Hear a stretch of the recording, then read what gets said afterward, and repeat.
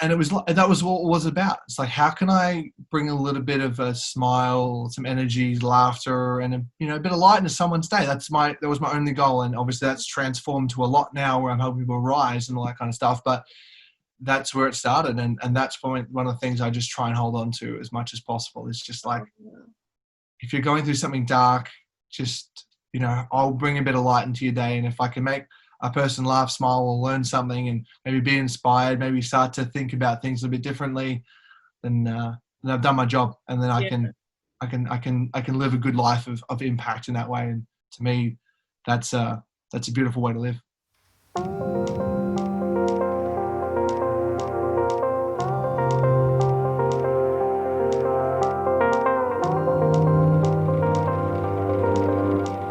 All right, hey, who am I here with? Steve. Hello. What up? How are you, Steve? 6 minutes, Steve. 6 minutes, Steve. Go check him out, guys. 6 minutes, Steve on Instagram, all the socials. He's great. Good energy. Appreciate it. Yeah. Likewise, I was watching your stories today, and I loved your energy.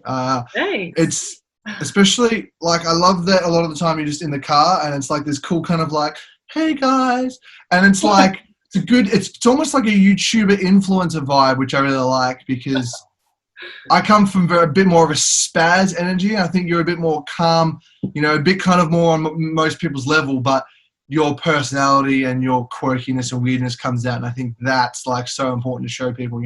Yeah. You got to be real, man. You got to be yourself. I think that's the biggest thing I learned. I was always trying to, you try and be what you think people want you to be, and that's just that just takes you down.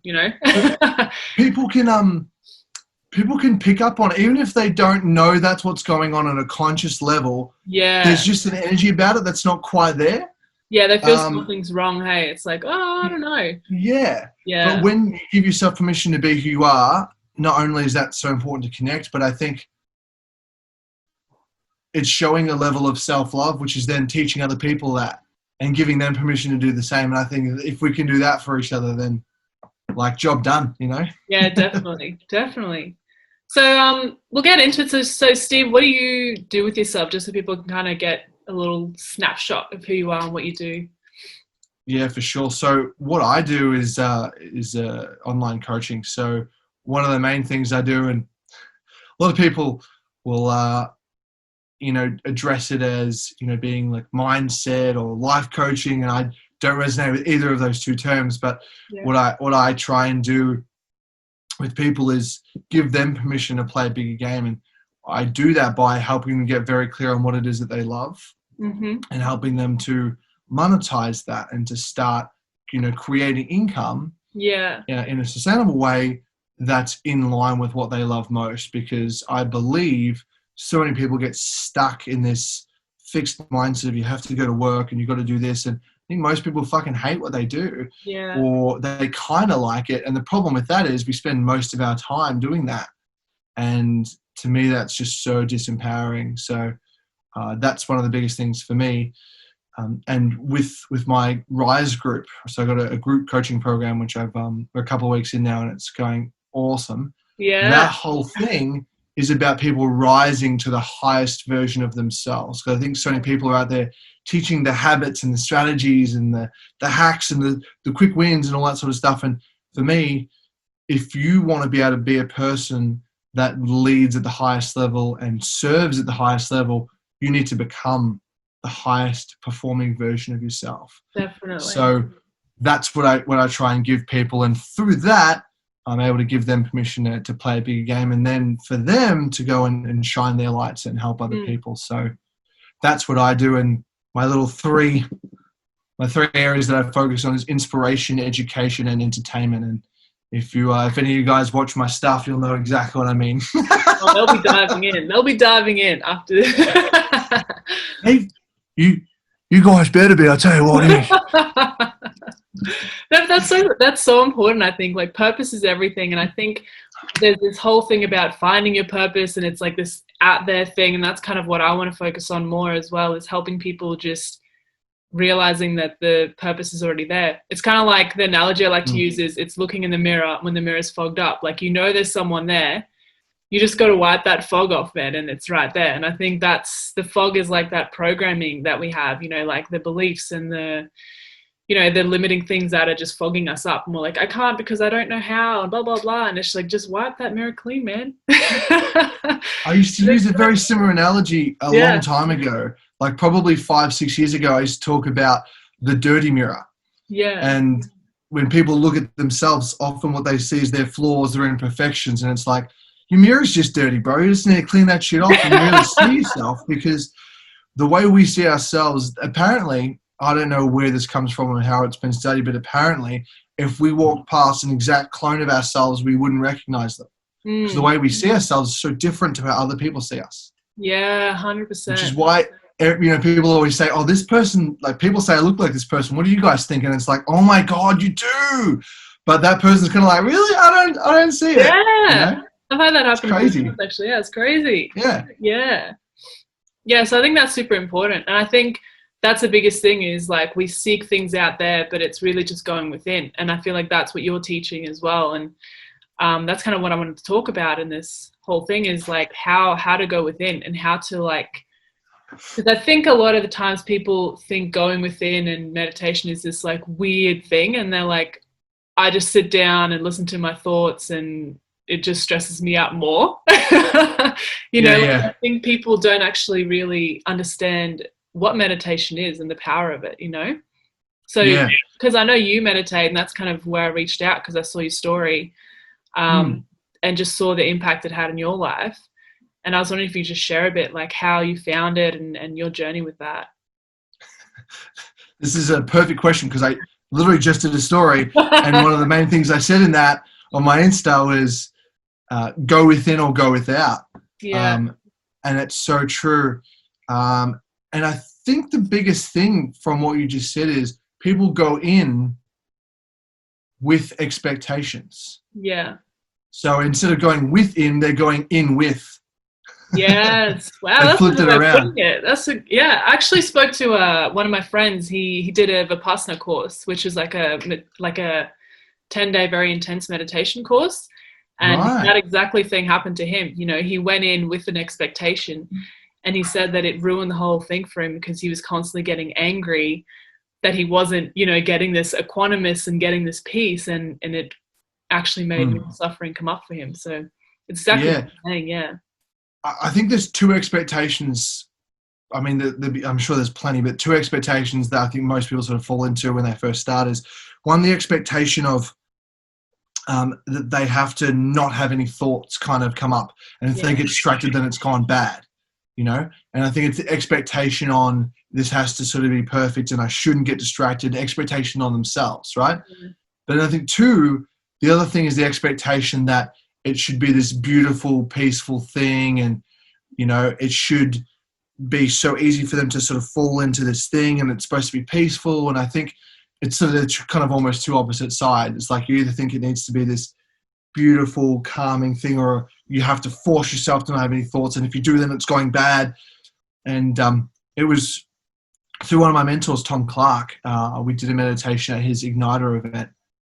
You guys got to go check out Tom Clark, man. He's a fucking beast. Holy shit. Tom Clark. We did Igniter.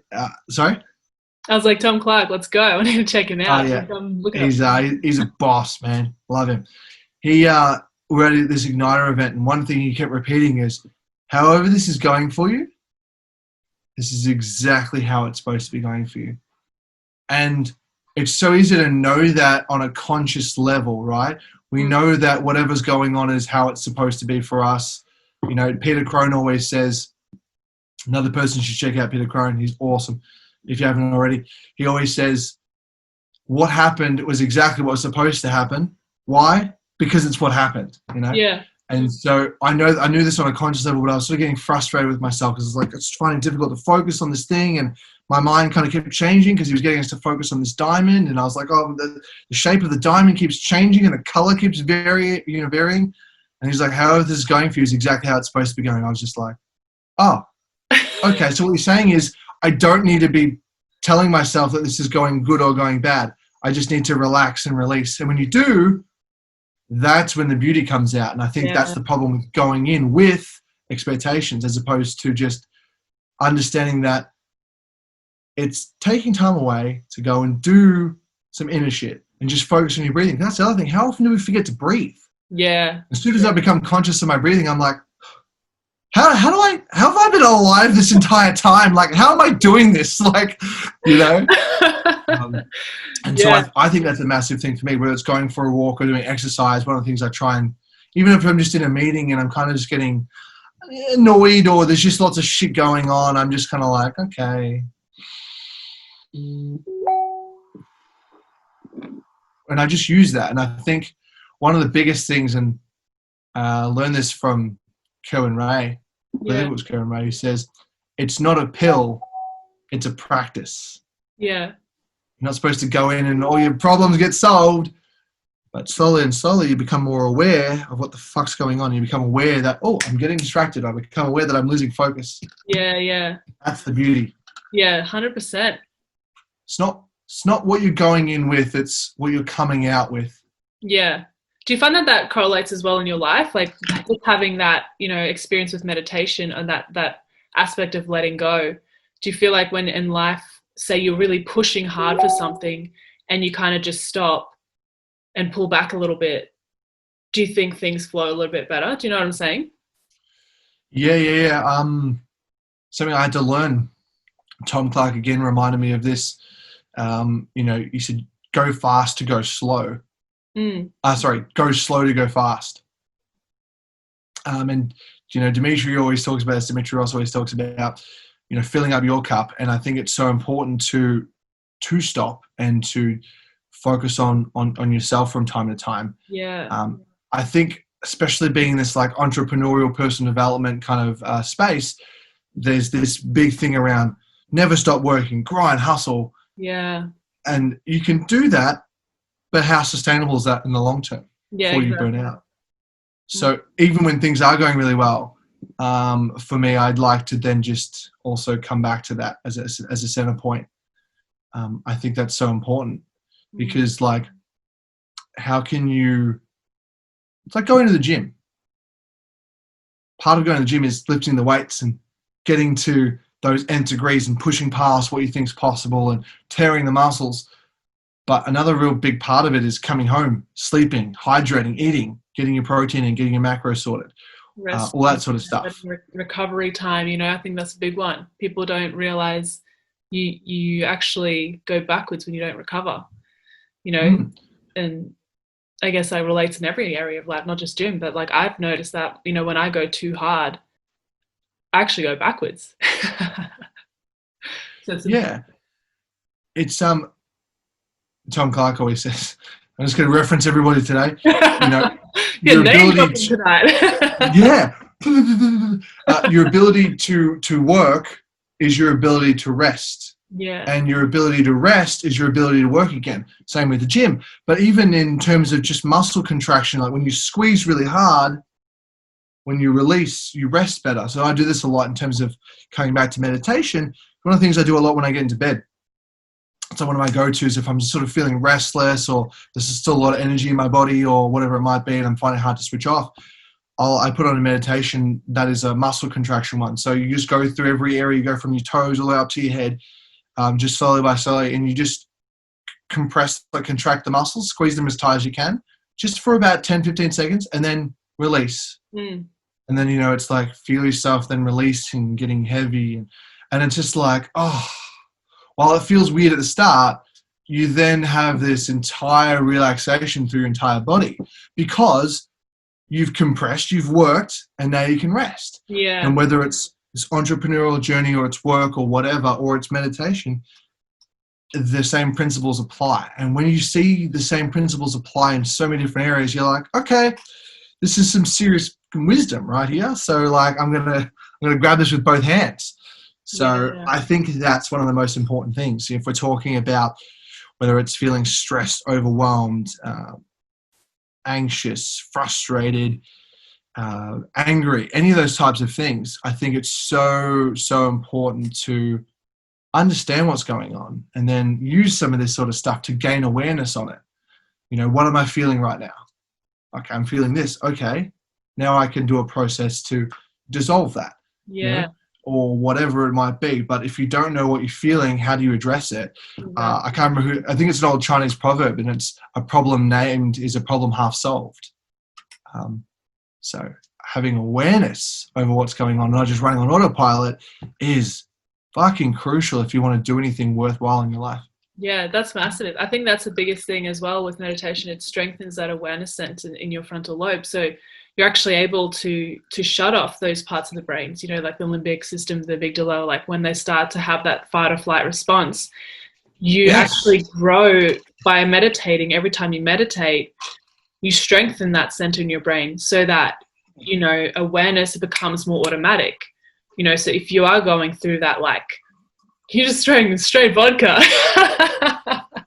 It's just water, but I actually had a coaching client. I did this for quite a while, and she said on a call one day, she was like, man, you drink a lot. And I'm like, yeah, what do you mean? And she's like, if I drank as much as you, I'd be fucked. Like, I'd have a serious, I need to be in rehab for like 6 months. I was like, I don't drink on like calls. Like, you know, sometimes on a Friday night, like I'd have a cheeky bevy on a coaching call, but pretty rarely. I was like, I kind of shut it down pretty quickly and then moved on. And then so she was just kind of like, oh, touchy subject, don't bring it up. It's good. You know, she's from America and we're in Australia. And, you know, they think, it's not actually vodka. Yeah, they think, you know, we're this bogans and you put a couple of shrimp on the barbie that we're always drinking, we're all this sort of shit. But she was like, but he's so clear. Like, he's providing value. He's talking clearly. Like, he's teaching me these in-depth, like, processes. Like, and he's filling up his bottle, like, multiple times on a coaching call and he's, like, sculling it. And, Jesus Christ, how is he so clear? Like, he must drink a lot off the calls, right? So when I watched back one of the things after she said this, I'm like, what's she talking about? And then I was like, oh, shit. She's seen me fill it up out of a vodka bottle because I just figured that they're vodka bottles. So they're just water bottles for me now because we've got 3 of them. And it just became this funny thing. I was like, oh, my God. These people must think I'm like, it's not even real coaching. I'm just paying, like they're paying me to fucking support my crippling alcohol dependency. So it became this real funny thing. I forget about it all the time, but not vodka, just water. I'm a very thirsty guy. You were saying meditation is important. No, anyway, I actually, on the back of what you were just saying, one of the things I learned from Colonel Ray, fucking name drop, I invest in so many people and I've learned so many different things that when someone brings up a topic, like whether it's meditation or anything, I can attack it from so many different angles because I've listened to a lot of different people. I don't want to be ever a one-trick pony. Yeah. I think that's one of the things I see a lot in the personal development community. Someone learns from like 1 or 2 mentors and then they're just kind of a watered-down version of a Tony Robbins. And it's like, oh, really? You went to one Tony Robbins event, read a couple of books, like, come on, do your due diligence. Yeah. And even the experience of it yourself, you know. Oh, right. Yeah. I think that's. Let's get onto that in a second. Embodiment. It's. That's a cracker of a fucking. I have some things to say about that. But just firstly, let's talk about embodiment. Just before we do, when you were saying about, you know, like that stress or whatever it might be, Cohen Ray's stress process is very much like that.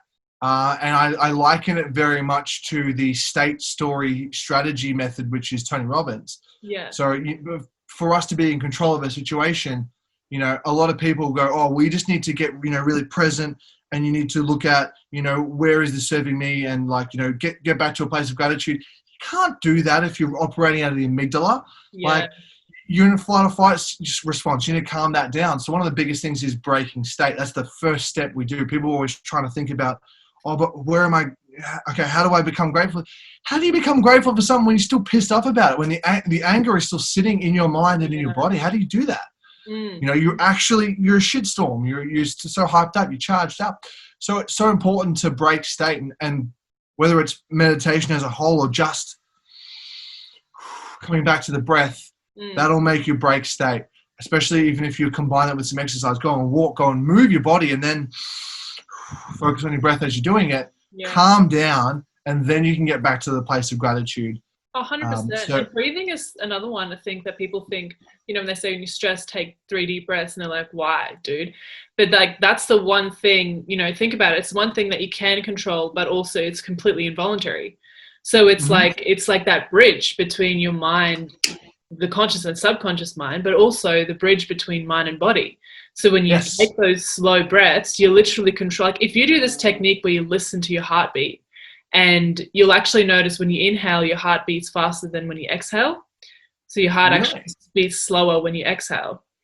So try that when you get into like a deep state of meditation. Listen to your heartbeat, or even take your pulse, and you'll notice. And that's why when you stress, they say to breathe out for longer, because what it's doing is it's actually slowing down your heartbeat, slowing down, the functions, neurological functions happening in your body. So that's awesome. Yeah, so it's just the breathing. Like people think, oh yeah, breathe, why? But it's like, this is the thing. People don't understand what's actually going on when you do this. Very simple. They think it's too simple and too easy that it's not going to make a big difference. But it's like, scientifically, man, your body is so intelligent, and it's just doing these little things that, That's one of the biggest things for me when I've done the Wim Hof breathing stuff and, doing cold showers. He sort of says, slow, like feel your heart rate, slow it down. Because if you're doing a cold shower, if you don't control your breath and you're not calm, you're going to get fucked up by that cold shower for sure. But if you do it and you're just like,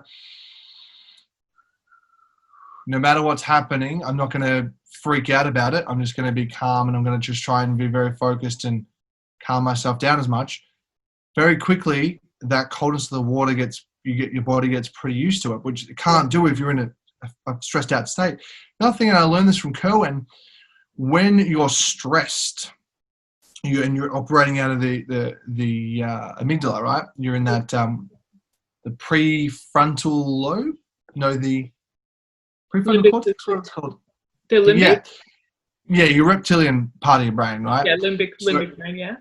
Yeah. So if that's what's going on, your actual body, all your organs are in this visceral sac, and that'll actually compress because it's flight, fight, freeze, right? So it's actually pushing all the blood out of your fucking major organs into your hands so you can fight, and into your feet so you can get the fuck out of there. Yeah. So it makes perfect sense. So when we breathe, we reset the autonomic nervous system, bring the blood back to our internal, our major organs, because we can do that for a small amount of time. But if we're doing this all the time because we don't realize that psychologically we're stressed out and we haven't regulated and learned how to regulate our emotions and regulate our stress, we're taking a lot of blood and all the important shit from all the important shit in your body. And we wonder why everyone ends up with all these, organ problems and all these functions in the body that aren't performing properly because we're in a state of stress all the time. Yeah, and definitely. I find it's not even, people don't know how to regulate their stress, because people can't even sleep a lot of the time. They can't even switch off. And I see this a lot in workplaces, and it's very disheartening. But the other thing is people get proud of it. They're like, oh, I work so hard. And, and it's like, don't be proud of that shit, man. You're killing yourself, and you're teaching your kids and your loved ones and everything to do that. Yeah. People pick up on those things subconsciously that you do. Like, don't be proud of that. Yeah, it's the thing, hey, like when you talk to anyone, the first thing you say is like, hey, how you been? You'll notice they always say busy. Yeah, really busy, man. It's almost like this pride thing in our society right now where it's like being busy is like being cool, But it's this Aussie battler as well, like, oh, I'm struggling, I must be working hard. And it's like, are you working hard, or are you actually working hard versus like working smart? Like I work long hours, but I don't feel stressed because I love what I do. You know what I mean? Yeah, exactly. And when I don't do what I love, I'm fucking stressed because it's just like shit. And I'm like, this is so disempowering, and I don't want to do it. All this stuff. Yeah, exactly. Just going back onto meditation, I wanted to ask you, what actually got you into it? Like, did you ever have a stigma towards it, or did you ever try like meditating by yourself and had struggles with it, or did you think guidance helped you? Like, what got you into it initially? Fantastic question. I heard about meditation a long time ago, and the people that were talking to me about it, and like we've all heard about meditation. The very first time I ever did it was actually in high school. Went to a Catholic boys' school, and one of the teachers was talking us through this meditation one day in this little church thing, which was cool. But the angle he came at it from was to be more spiritual. Okay, you want to be less physical and less mental, and when those two things shut off, The only thing that's left is spiritual, also called the metaphysical. So when we start to look at that sort of stuff, and from like a religious point of view, it makes sense because we want to be spiritual so we can connect to a higher power, higher authority. Yeah. When we come back to what I was talking about before, from my rise guys, rising to the highest version of yourself, yeah, right? It's a similar kind of thing. Instead of necessarily being a higher power, it's your higher self. Does that make sense? Yeah. Becoming very conscious. So that's really cool. That was my first experience with it, and I thought it was good, you know? But I only really connected with it from a religious point of view, nothing else. So then when I kind of got out of that scene and that type of thinking, I didn't really see a place for it. And the only people who then brought it up into my life, and I'm going back maybe 4 years, they were people who were relatively kind of disempowered people. And they were kind of pretty out there, you know, in my opinion at that time and my awareness at the time, because I was into a lot more personal development that was, I don't even want to say science-based, but very masculine, you know, the Lewis Mocker, that kind of stuff, even somewhat DeMartini, which can be very sciencey as well. Yeah. And these guys were like pretty out there, like, you know, some of them were, you know, like saw shamans and like had crystals. And I've come around it, like, and I've learned a lot more, and I see a place for maybe some of that stuff. It's not necessarily what I want to do personally. Yeah. I don't necessarily see a massive need for it in my life, but I see that more for what it is now. You know what I mean? I can sort of see how what I was doing was like what they were doing was their form of that, you know, and I sort of see a bit of balance in it now. But from my point of view, it was kind of from these hippy dippy kind of people, right? Yeah. You know, and so therefore I was kind of like, oh man, you know, like, and similarly, this whole thing about, you know, we need to be eating constantly, you know, you need to eat lots of meals, like in smaller meals throughout the day. I heard that from a couple of people who are really, really fat. And I'm not talking about people who are like, oh, that person's a little bit overweight, like really, really fat. Like, I'm concerned about your health. I think you're going to live a lot shorter than the rest of us, right? So that might have been perfectly solid advice, but when you get life advice from people who don't have the results that you desire, you don't listen to those fucking people, you know? Yeah. So, which is very funny because in that sense of things, I actually learned the opposite, you know, about intermittent fasting, which I got a really good result from. And so similar kind of thing. I'm like, oh, this is advice from people who are a little bit kind of quirky. So I kind of stayed away from it. But what really made me come around was just learning and kind of connecting with more of these other mentors that were talking about the importance of meditation.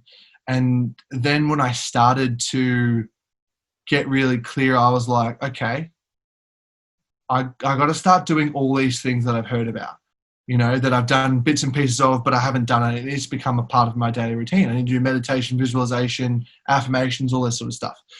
So that was my I suppose, switch on back to it, which should have happened in between 2018, 2019. And then it wasn't like I kind of did it here and there and that kind of stuff. Wasn't until COVID hit this year that I got back into it properly again. And that's when I've gotten the most results out of it. Not that you have to have a result out of it, but in terms of I just felt like I've gotten a lot out of it, not necessarily in those moments, but just throughout the day and throughout my life. Does that make sense? Yeah, like when you meditate, it actually affects the way things flow in every other area, you know, because you're literally raising your vibration as a human, you know? And like, because you're higher, you attract higher. And and just being a bit more focused and having those moments to go, okay, I need to just switch off for a second and come back. I think that's, you know, having that as a tool in your tool belt from time to time is really good to go, okay, what am I feeling right now?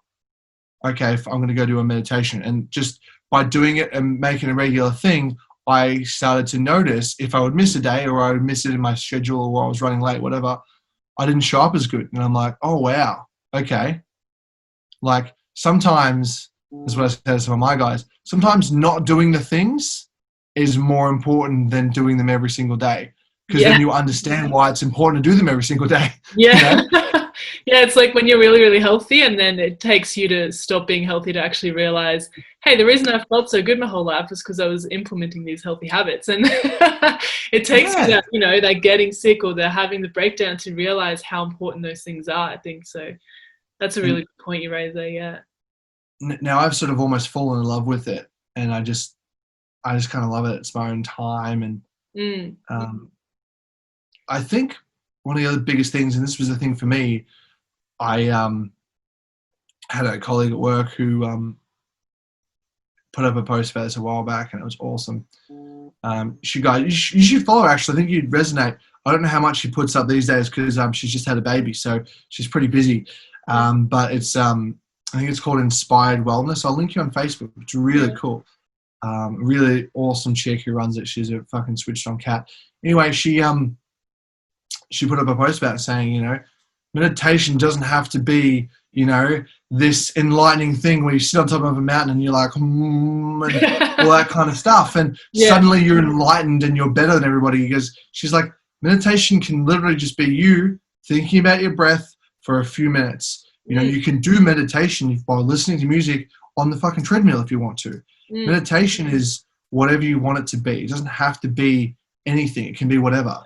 And she also said the same thing. And I think a lot of people talk about this with self-care. Self-care isn't having bubble baths and lighting candles. Self-care is 100. just being aware of yourself. And I think as a man, this term self-care, I rejected and hated because I was like, I don't need to take care of myself. I'm a man. Saying that I take care of myself means there's something wrong with me. Yeah. And I'm not going to admit that I don't need anything, And as a guy, it's you don't want to think that you need to take care of yourself and that kind of stuff. But I think, I think there's a bit of a stigma around it. There certainly was in my mind. And I don't necessarily consider myself to be a manly man. But if I think like that, then how many other people think like that, Yeah, it's huge. And that's a big one. And even just on that point, coming from a woman's perspective, and I've spoken to a lot of girls, high quality women, and that's one thing that keeps coming up is this,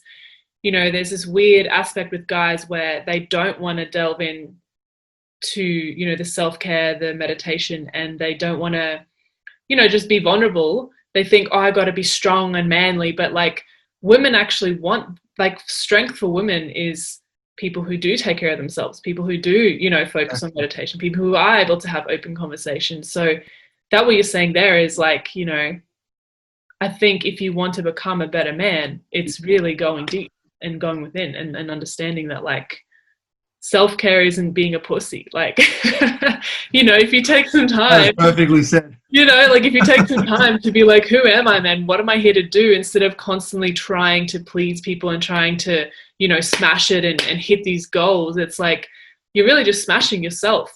You're, you know what I mean? And then you just end up being broken.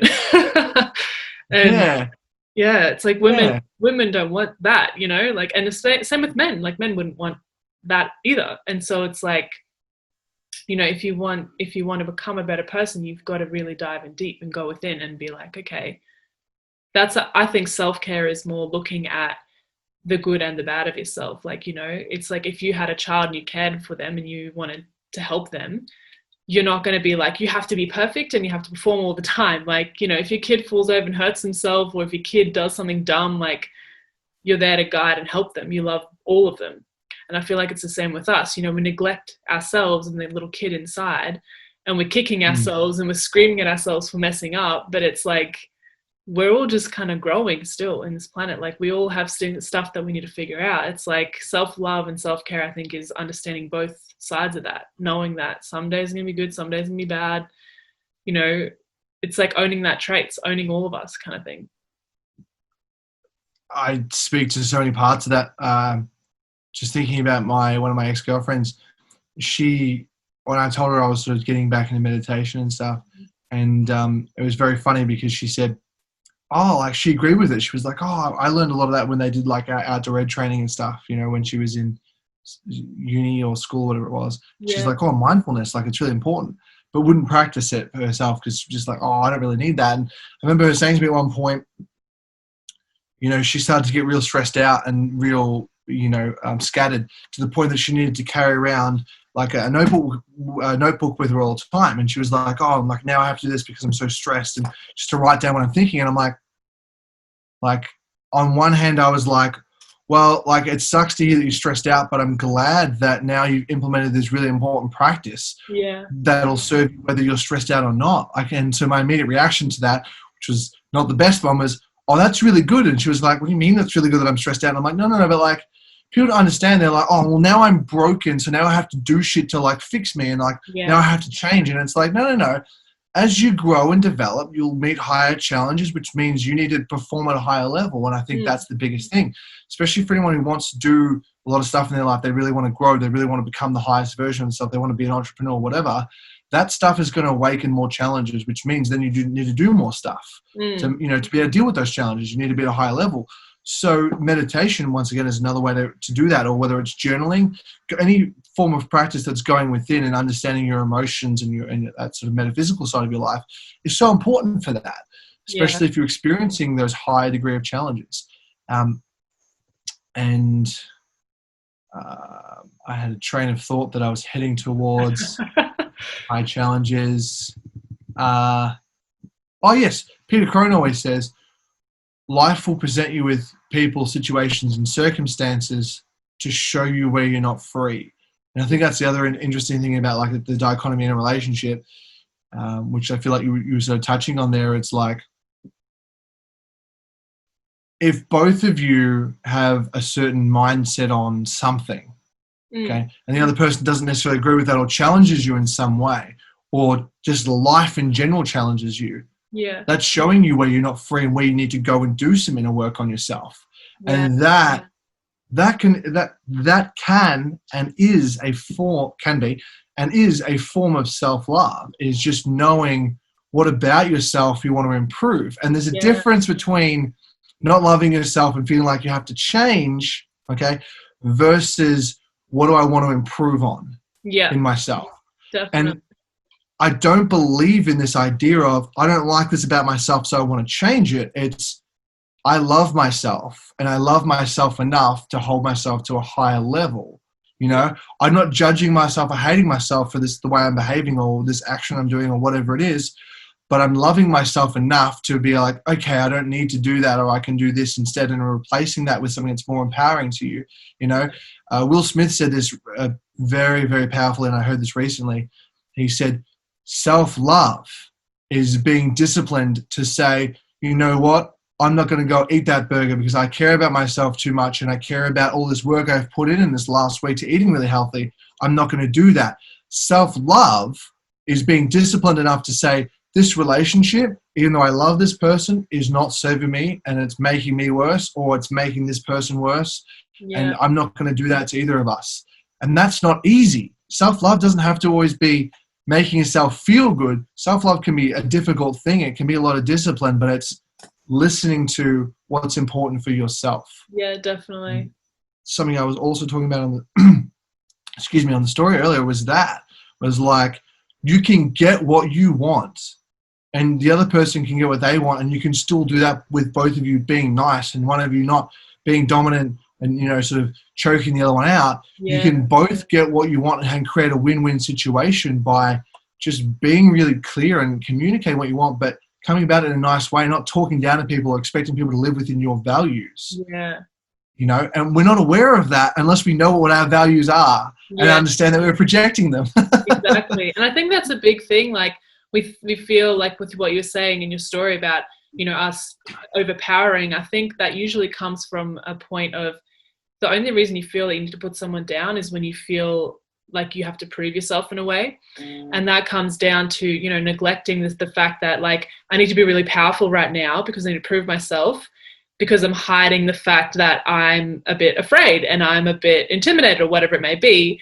And so instead of just accepting that part of yourself, and that's where the self-love comes in, is accepting like, hey, sometimes I'm going to feel intimidated.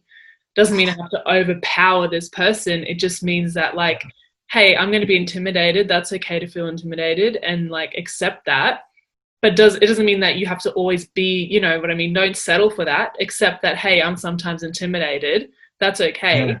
Let's work on transmuting that and going higher and rising like you're doing with your guys. It's like, how can I every day love this quality about myself, but just slowly improve it? And I think that's where the awareness comes from. Like I said, with meditation, you've got to be aware of it first before you can love it. And then once you love it, you can transmute it.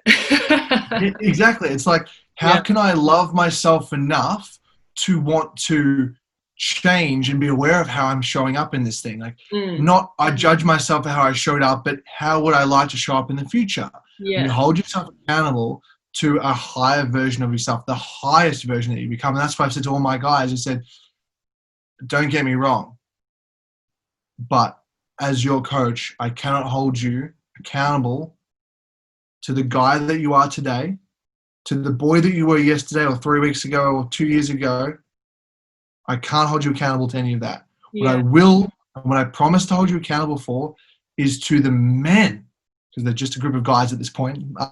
As I said, I'm happy to do women and men, but this one happens to be a group of guys, which is cool. There's a lot of masculine energy going on there. I will hold you accountable to the men that you can become.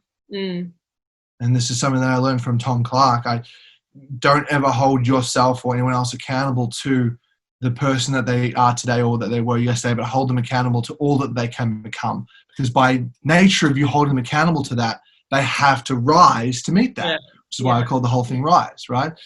But I think everything you said was so spot on. And it's like, I love myself, or I love this other person enough to understand where we can grow here and how we can help each other out and help each other understand where there's bits and pieces that aren't broken, but that allow us to go within and go, okay, what am I not loving in myself? And as you said, this need to show up and be powerful. And I definitely agree with owning your leadership and feeling powerful and feeling abundant. But when you're wanting to put other people down, because otherwise they might realize that I'm not perfect, that's not coming from a place of self-love. That's coming from a place of, I don't want you to get too close because you might realize that I've got some stuff I need to work on.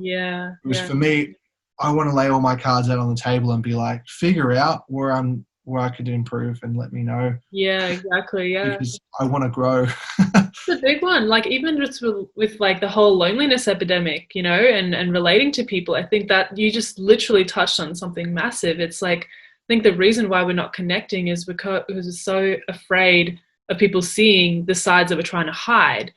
And if we just stopped hiding those things and just literally brought them up to the surface and was like, hey, sometimes I am this, this, and this. I don't need to hide that from people. I think that's when you start to really connect with people, because everyone is going through the same stuff. We're all humans. We all have the same fears, the same worries. Like, and it's weird how we don't even like put two and two together. Like, we're all just in silence being like, oh, There's, you mentioned a couple of beautiful things there. Hope I don't forget any of them, but as you said, we all experience the same shit, meaning we can all connect and be open about it. We should be able to, so we can connect with people and we don't have to be lonely, but we've got to be careful not to only bond over those things. Carol Ray calls this trauma bonding, where you only connect because of these things. And it's like, oh, are we here to help each other grow? Or are we here to complain about what's going wrong in our lives together? There's a big difference there. Are we bringing each other down, or are we helping each other? And I think that's so important. Understand how you're showing up. But one of the biggest things, and the words that came to my head then when you were talking, were surrender and allowing, which once again to me felt like such a feminine, girly kind of thing, like surrender to it, allow it to happen. And I was just like, oh man, I don't like this. And it wasn't until I found Peter Crone, who to me was able to say everything that DeMartini was saying, but say it in almost like a more emotional kind of level, that I started to go, oh wow, okay, I've been missing out on a realm of connecting with people. So I'm saying the same thing, but I'm talking in a different language and they can't understand me.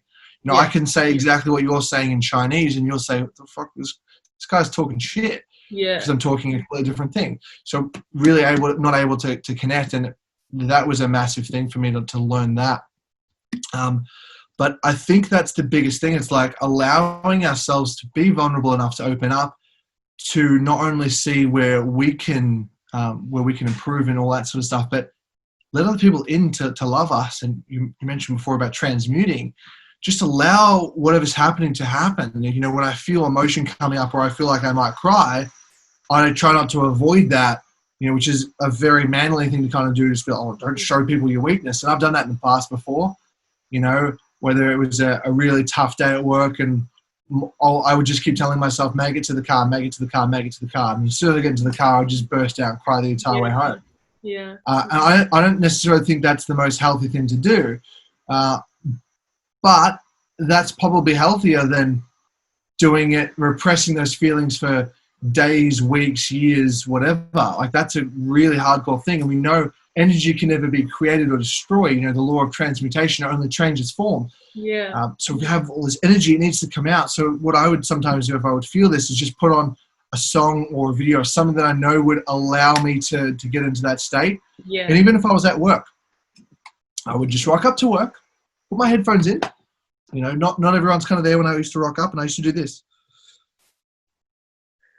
Put my blue light glasses on and just be like, oh, I'm just putting my headphones in. I just need to smash out some emails. And they're like, cool, no worries.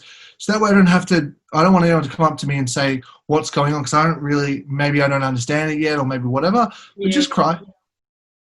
And once I did, I'd feel so much better. The emotion left my body and I was all good. It needs to come out some point, you know? Yeah. Once again, my ex-girlfriend, you know, she would watch movies like Marley and Me and be like, watch all the happy bits. Have you seen the movie? Yeah. Okay, cool. So, spoiler alert for anyone that hasn't seen it. It's a movie about a dog. It's emotional. You get it, right? Everyone knows Marley and Me equals crying, though. Exactly. So she turned it off. She watched like halfway through the movie, and then when things started to get a bit serious, she just turned it off and said, "Oh, that was a good movie." And I was like, "Well, it's like not." We didn't do this together, but she told me about it, and I'm like, "Well, why?" And she's like, "Well, I don't need that in my life." Whereas to me, I want all of it. Like, I want to experience it. And if I don't cry, that's fine. But if I do, that doesn't suggest anything's wrong with me. Like, I'm not afraid of feeling my feelings. Yeah, exactly. And I think so many people are conditioned, especially from a young age with their family, to, you know, don't be emotional. Don't let people see where you're weak. And I think real strength is having the vulnerability enough to, this is me. This is how I'm expressing myself. Mm-hmm. I don't judge it. I love myself, and therefore everyone else can only love me as well. Or if they choose not to relate to that, that's okay. I'll connect with them about something else. I'm a very multifaceted person. Yeah. So I think that's a massive thing. It's like, don't hold on to these beliefs that if you act in a certain way, then you are specifically a certain person or a certain trait. If I cry, that equals I'm weak. Life doesn't work like that. Life's not binary, you know. Real loving yourself is expressing all facets of yourself. And yeah, dude, it's definitely. Yeah. You don't have to hide. Yeah, I think that's a big one. We might wrap it up soon, but I just have one more question. Like, with just heading back to meditation, or even just any of this, what we've just spoken about, you know, opening up and things like that, like, what advice would you give to someone, you know, who's like heard of meditation, they know it's good, they don't really know what to do, they sit down, they just get more stressed when they try it out. Like, what advice would you give to someone who kind of wants to get started on really opening up and going within, but they have no clue how to? Like, they're just like, this is weird hippie thing, I don't know how to do it. What would you say to them? Especially guys. Yeah, especially guys, for sure. Look, understand that, as I mentioned, it's not a pill, it's a practice, you know. Mm-hmm. Don't judge yourself. Don't go in with expectations that it has to be a certain way. You're not supposed to be perfect at it. I'll have a day where I can't concentrate on it at all and I'm scattered. And other days where I smash it and I'm like, oh, wow, that was 20-something minutes of meditation, you know, or I want more. I finish it, I'm like, oh, I kind of want to go into that again. Mm-hmm. And you'll get to that point. So don't hold expectations on yourself, and get a free app, you know, or go on YouTube and watch some free stuff, you know. One Giant Mind is a really good one. It's a mantra-based one, and it just teaches you to come back to it. I use Calm now, and the lady on there is really good at sort of saying, or sometimes they're guys, just sort of saying, if you've wandered away, that's okay. Just gently come back to it. Don't judge yourself. It's all good. And then you go, oh, it is all good. versus you just sitting there and going, this isn't working for me, and getting frustrated. That's the exact opposite of what you want to happen. You're not going to get any benefits with that. So just don't go in with expectations, but understand that, and it's not something that's going to, you meditate, then your whole life is perfect from then on. It just helps you deal with all the other challenges. It's sometimes even less about what happens in the meditation versus what happens after the meditation. Yeah, definitely. And you find having that guidance there, like whether it's from an app or a person or whatever, that helps just with, helping you to understand what your mind is doing when you're in the process. Yeah, and when you quiet your mind, you allow beautiful things to flow out of you that you didn't even know were there. And that can have a massive impact on your life. I'll just conclude with a story. This was the most powerful meditation I've ever done. I was being guided through by Tom Clark and his group, and we might have been, quote unquote, under for maybe an hour, 1.5 hours, half an hour. I'm not sure. It was a long time. Maybe it was just 45 minutes, but it was a long time. And it was a very emotional one. I'm not going to go too far into all the bits and pieces, but it was a lot about disconnecting from your past self and who you've been in the past and having a lot of forgiveness for yourself, but moving forward, it's a really, really beautiful thing. I suggest anyone to do it and go do the Igniter, because it's one that we work on there as well. But he said afterwards, if you feel called to write anything down, open your journal and write down. This didn't come up for me in the meditation, but somewhere along the way, obviously, unconsciously, something came loose. So when he said, write something, down if you feel called to, what I wrote down in my journal, I don't know where it came from, but the first thing I wrote down, just pen to paper, you are the king. And that has been a massive thing for me to remind myself, you are the king. And so I bought an old chess set online, and this is the king, and I carry this with me all the time. And as you can see, there's little scratches and nooks and chunks missing. It's weathered, right? It's not perfect, but it is the king. And so I hold that to remind myself, like, who do I want to be? I'm trying to connect to that higher self all the time. Who would I be? If I'm the king, how would I show up? And once again, I'm holding myself accountable to the highest performing version of myself. Now, that is an awesome, metaphor, and there's a lot of different benefits and that sort of thing you can take out of that. I even talk about, I've got the queen, and one day when I find that beautiful someone who I want to, be the forefront of this empire with me, she will get the queen. I'm looking for my queen. So now when I think on past girlfriends or even just girls in my life, I used to always try and go to anyone who showed up and just be like, oh, could this person work? Could I fit them in, and try and talk myself sort of into, is this working? Is this kind of not? Now I have a lot of gratitude, because I'm like, well, they're not the queen. If I want to be the king, I need to have also the queen. So it means if I want this person, I have to rise up, but it also means I'm not going to hang around with anyone who I don't feel like fits that. Not in a rude way, but in a very self-love and respect kind of way. So I think that's such a massive thing, this whole metaphor of thinking, I am the king. And that would not be possible had I not have gone into this deep meditation and just allowed everything to happen and let this crazy thing come out of my unconscious, which is now something that has transformed the way I do my day-to-day. So if you think meditation's girly, try fucking being the fucking king.